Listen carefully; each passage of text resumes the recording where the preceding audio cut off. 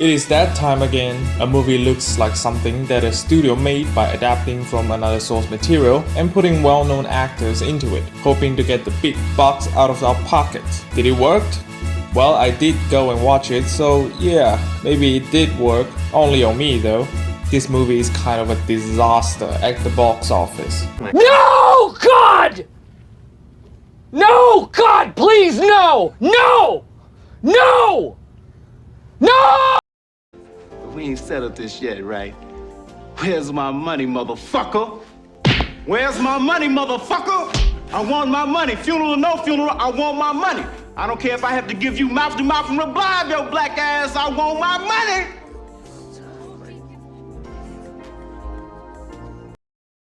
The story follows Ed and a team of people with different skill sets going on a journey to help him rebuild his relationship with his daughter, Kira, after being separated for 2 years and recovered a magical artifact which he desperately wants to use to bring back his murdered wife. Along the journey, they go through lots and lots of hoops, figuratively and literally, traveling to different places and using their wits and bravery to overcome the insurmountable odds. It's really incalculable. And ultimately change as a person. At the start, with the costume designs and the set designs, the real things, those gave me an impression of this movie will at least be decent looking in terms of visual standpoint. But boy oh boy, once the CGI started to come out, those are fake as hell. No matter if it's just a few seconds of creature passing by, or a big giant CGI fest of smokes, or magic energy, or a dwarf I guess. All the CGI stuff are good looking, but none of it fits in with the real thing at all. Every time I see something that is computer generated, those are just so out of place. Those are great looking models, good looking effects, just don't blend into the movie scenes very well. Especially during a cameo, that whole scene I was just weirded out by how it looks. The story does have the spirit of an adventure movie, and the fantasy elements are awesome. Not that we've never seen it before, but they are made very competently and some given a creative twist to make them fresh. It also has a lot of familiar elements, with the intro being the most obvious one for me. The Lord of the Rings-like title by showing a map and panning on to different places. Does those places actually represent the journey? I can't tell, as they just blitz it through like they have to do it because it's an adventure movie, especially a fantasy adventure. The story may feel too much like a video game for some, as the ultimate goal is established right from the start and the rest is just lots of detours to get MacGuffins after MacGuffins until they finally move on to the goal. I was against this at first, as the story is so predictable. Anyone who sees an adventure movie knows these tropes very well. But the story does put a lot into these detours to build the relationship between teammates and slowly shape out their characters to a point where I am at least okay with the competent enough plot development. But there are a lot of movie logics, conveniences and illogical things that help to move the plot along and generate empty tension. Those are always annoying, but in this movie, they don't overshadow anything else. Just when they happen, I just roll my eyes and like, really? The main 4 characters are all given backstories and motivation to go along the journey, and in the end all 4 of them are given an ending to tie the knot on their respective stories. The most memorable one is of course Ed, played by Chris Pine, with his usual charm. His story is the heart and soul of the movie. This means his relationship with his daughter is the most crucial part, as I need to root for him to get his daughter back in order to be invested in the story. And I would say it did just fine. The intro uses a very smart way to let him narrate his own motivation, which sets up the stage pretty well for the later part. But the first time he reunited with his daughter was weird for me to look at. The 2 actors just feel like they are not acting like a person who has been apart for 2 years. They are rarely having any body movement around each other, just standing still, not moving at all, talking about how they miss each other. This is a thing during his wife's murder scene as well. He shows no emotion when he sees his wife died. His dilemma of taking care of his baby makes him show more emotion than his wife dying. That's that, I guess.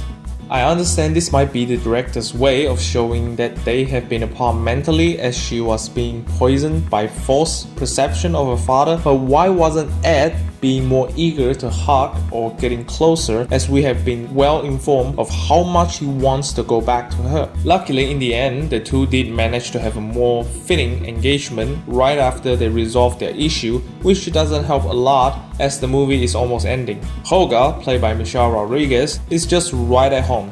She always thrives in this badass female character role, and she is the muscle of the group, which I will talk about more later. Her story is decent enough, but it slowly turns into nothing, like the writers forgot about her story, which makes her motivation to go on the journey completely void. And her satisfying ending feels like the most lazy one, with her just randomly meeting a new guy. That's it. It starts out decent, but gone completely down the drain as the journey starts. Justice Smith plays Simon, or Simon? I forgot.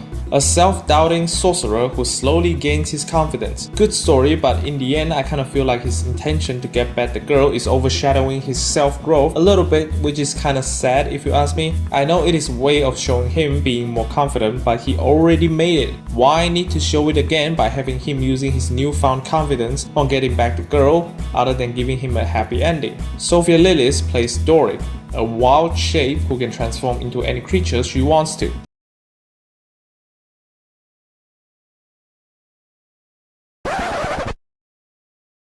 She is the do-it-all teammate who can act as a muscle or the one to get them out of a pickle due to her abilities. I think her part is given the least care, as her introduction is out of nowhere and played as a joke. Then her motivation is there but not really fleshed out at all. We see a bunch of destroyed forests, so she wants to get revenge for her people, which we don't really see her interact with other than the one scene, the one person she saved during her introduction, who don't even have a single hearable dialogue with her. Then during the journey, she was only shown whenever she is needed. Most of the time, the camera feels like they are purposely trying to avoid shooting her, as they want to focus on Chris and Michelle, which is the money shot, I guess. But Justice is always in the background sometimes. Why can't she be in there too? And her ending is just accepting Simon's courtship. That's it. They really don't care. It feels like they just need to have a pretty chick in the movie, which is unfortunate because I think Sophia is fine for the time she was on screen.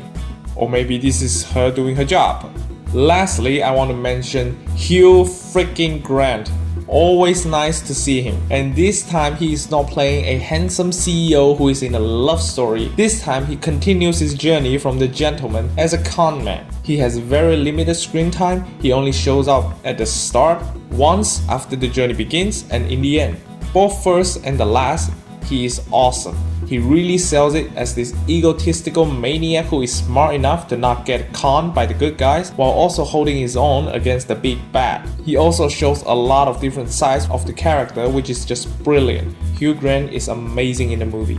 The movie is definitely at its best when it sticks with the adventure stuff. Lots of twists and turns and obstacles and side quests that are MacGuffin hunts, but extremely entertaining. And I would say the most entertaining part are when they have to come out with a plan, then the plan keeps on failing, so they have to keep improvising in order to push through every pickle. I love those. Other times, other than character building, are just jokes. Lots of verbal jokes, and they are a major drag for me, as I rarely find Hollywood verbal jokes funny. And the writers don't even have the confidence in these jokes, as they keep letting characters spill out the situation like they are telling us that, hey, this is a joke and you're supposed to laugh now. Laughed. Which I don't. The people in the theater when I was watching don't either. Nobody laughed. The lines that explains the situation that the characters are in just make me as an audience feel insulted, as the writers don't think I have the intelligence to know when I should laugh, and it makes the character look like idiot by constantly spitting out the situation, which I can see with my eyes. Physical comedy is present as well, and only a few of those are actually funny, but not to a point I laugh, just giggles. And the adventure eventually turns them into a team of heroes fighting a supervillain who is super underwhelming in terms of her build. All we know is she wants to continue her master's work and she fight with the good guys. Got beat up and never appears again. We don't know if she got away, we don't know if she got captured or anything. Mission accomplished and she is totally disappeared and forgotten. The biggest surprise for me is the action scenes. We all know how many action movies are made every year, and most of them are just lazy, shaky cam with no choreography and lots of quick cuts just to be made and released for cash grab. This movie has a lot less action than I imagined, but every time it does happen, they are pretty good. No matter if they are escaping or man-to-man combat, all of them are shot very well with steady camera shots, great choreography, and amazing emotional build. No matter if they are escaping or man-to-man combat, except the middle one with Reggie Jean Page, that one is not only meaningless but kinda bad to look at as well. This shows you how great Michelle is at action scenes. Just to note that after seeing John Wick 4, I know this may not seem plausible, but compared to other random action movies just to make money, this one is significantly better on every level. Of course, all blockbusters nowadays need to have long one-take action sequences thanks to Kingsman. There is one in this one as well, but a very bad one. I don't like it at all. Most of it, like 80 to 90% of the long shot, are just CGI, which is just a meaningless choice to have it in one take. I know one take makes the escape more tense as the audience feels like they are escaping with the protagonist, but I can tell all of it are just computer generated. Why would I care? Overall, I was a little bit surprised by it, not much, but I don't really think a movie named Dungeons and Dragons Honor Among Thieves is going to give me this much entertainment, mostly on the adventure stuff. With hit or miss character building and very bad jokes throughout the entire film, I would say it is a watchable but not really for those who want to take the movie seriously. If you just want to have a fun time and can ignore some movie logic, then it will let you enjoy a fairly fun 2 hours. But if you got something better to do, then this one is not really worth that much.